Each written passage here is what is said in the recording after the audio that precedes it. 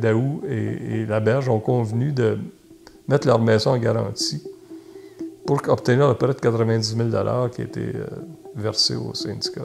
Ça a été un second souffle, ça a permis de combler les manques de cotisation.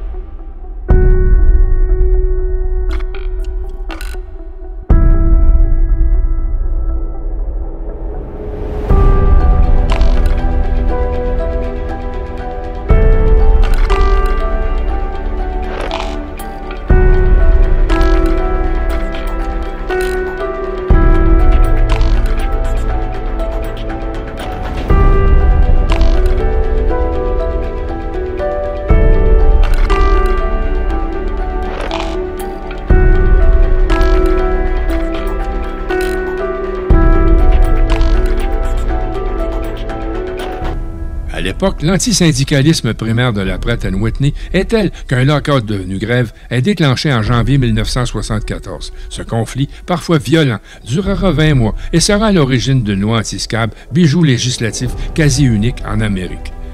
Notre ami André Leclerc, conseiller syndical tout au long de cette lutte, se souvient du jour où, en plein conflit, la United Auto Workers of America, puissant syndicat duquel relevaient les grévistes de la United Aircraft, mit fin au versement des allocations de fonds de grève. Mais encore une fois, un cas exemplaire de solidarité vint pallier la situation. Il y a eu un genre en 2 semaines où le fonds de grève n'était pas rentré parce qu'il y a eu un malentendu sur la date de déclenchement. Parce qu'au départ, c'était un lockout, puis eux autres, ils ont transformé ça en grève, mais je pense qu'ils n'ont pas avisé de la date du début, en tout cas. Il y avait une formalité, puis à un moment donné, il y a eu des enquêtes là, puis du syndicat international sur l'administration du fonds de grève, parce que il y avait un jeu qui se faisait, mais ça, c'était courant. Daou me dit, lui, il a travaillé dans un syndicat international avant, au syndicat de la chimie, du pétrole et de la chimie, avant d'être au SCFP puis à la FTQ.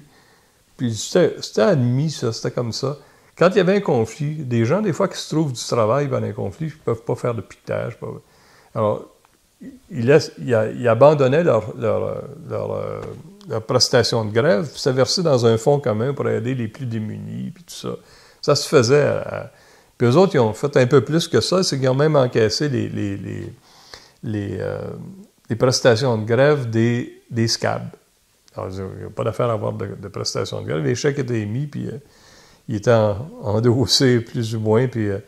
mais c'était versé dans un fonds, puis il n'y a personne qui n'a jamais pu dire qu'il y avait de fraude ou d'utilisation malsaine. C'était assez rigoureux. Mais là, ça a été dénoncé par je pense que c'était un vérificateur, je ne sais pas quoi. Puis là, l'international est venu, puis il risquait de couper tous les fonds. Puis Maisley, il y allait en fonctionnaire, jusqu'à ce temps que Choquette puis Gontier, il parlait dans le nez. Mais là, c'était grave. Comme c'était fragile, cette grève-là, à cause de la propension aux gens de rentrer au travail, les SCAB qui répondaient à l'appel de la compagnie, il ne fallait pas qu'il y ait un trou là, de paiement. Alors, ils sont allés emprunter 90 000 $. Ils sont allés demander ça à la FTQ. On dit que la FTQ, c'est gros. Même les membres de la FTQ, souvent, ignorent que leur propre centrale n'a pas de moyens. Alors, évidemment, il n'y a pas une scène à la FTQ. Ce que Daou est descendu, on était au coin de Saint-Denis-Sainte-Catherine dans le temps, dans l'immeuble sur le coin, là, en face de l'Université du Québec. Au rez-de-chaussée, c'était la Banque Royale. J'étais allé voir le directeur de la banque en bas. Oui. Le directeur de la banque qui avait un nom prédestiné. Il s'appelait La Charité. C'était un beau nom. Quand on est directeur d'une banque succursale de la Banque Royale Saint-Denis-Sainte-Catherine, bonjour, Monsieur La Charité. On n'avait pas notre compte là. La FTQ avait son compte à la Caisse d'économie des pompiers, je pense. Alors, il ne connaissait pas nos finances. Mais lui, il était convaincu que la FTQ, c'est une grosse affaire, tu sais, puis c'était bien riche, ça. Il dit, pas de problème. Combien il vous faut? 90 000. Bon, je pense qu'on peut régler ça. Est-ce que vous pouvez apporter des états financiers, des documents qui peuvent... C'est pas... Parce que tu ne peux pas compléter Ben oui, pas de problème. Il monte en haut, il va chercher ça, puis il descend ça. L'autre, il le rappelle, genre, 3/4 d'heure après. Il dit, c'est vraiment ça, les finances de la FTQ. Puis ces cotisations-là, là, c'est ça que vous recevez chaque mois, là. Ben oui, il dit, oui. Ben, il dit, là, je pense qu'on ne pourra pas faire affaire. C'est que là, il fait revenir Daou, puis là, finalement, c'est là que Daou et la Berge ont convenu de mettre leur maison en garantie pour obtenir le prêt de 90 000 $ qui a été versé au syndicat. Et là, ça a été un second souffle, là, ça a permis de combler les manques de cotisation. Donc, vous et la Berge et vous mettez vos maisons en garantie. Oui. Vous arrivez à la maison, vous dites à votre femme, mon amour, je l'ai mis à la maison en garantie. Oui. Et elle dit quoi? Ma femme dit, la porte est là. Va-t'en avec ta garantie. Mais non, ça n'avait pas été haut. Moi, je n'avais pas eu de problème, mais ni Louis.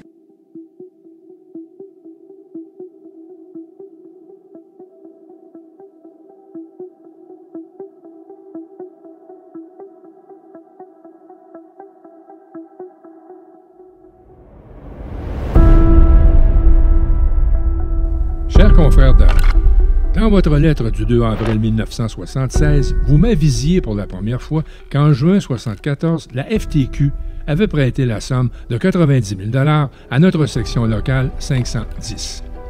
Jamais vous ou tout autre officier de la FTQ ne m'aviez informé de ce prêt consenti à la section 510. Cette transaction n'a jamais impliqué l'Union internationale UAW. Elle n'aura été qu'une transaction entre la FTQ et la 510 au sujet de laquelle ni moi ni aucun autre officier de la UAW n'en furent informés. Dans le dernier paragraphe de votre lettre du 2 avril, vous écrivez « Je suis toutefois convaincu que rien ne viendra ternir la bonne réputation et la crédibilité de la UAW au Québec. » C'est là une affirmation qui m'a quelque peu dérangé, puisqu'elle implique qu'il y avait eu entente avec la UAW, laquelle n'avait pas donné suite à son obligation envers la FTQ. Après avoir attentivement examiné la transaction financière survenue, je suis d'avis que la UAW n'a aucune obligation légale de rembourser la FTQ pour la somme prêtée à la 510. Malgré ces faits, le 7 juillet dernier, j'ai débattu de cette affaire avec les officiers de la UAW et malgré ma conviction de n'avoir aucune obligation légale envers la FTQ, j'estime avoir l'obligation morale de rembourser à la FTQ l'argent prêté à la section 510 dans les débuts de sa grève.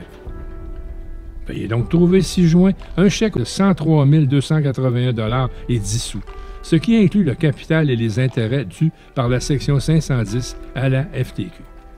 Un vérificateur est à votre disposition pour déterminer toute somme afférente encourue par la section 510 entre les 1er avril et 9 juillet 1976, un montant devant être remboursé à la FTQ.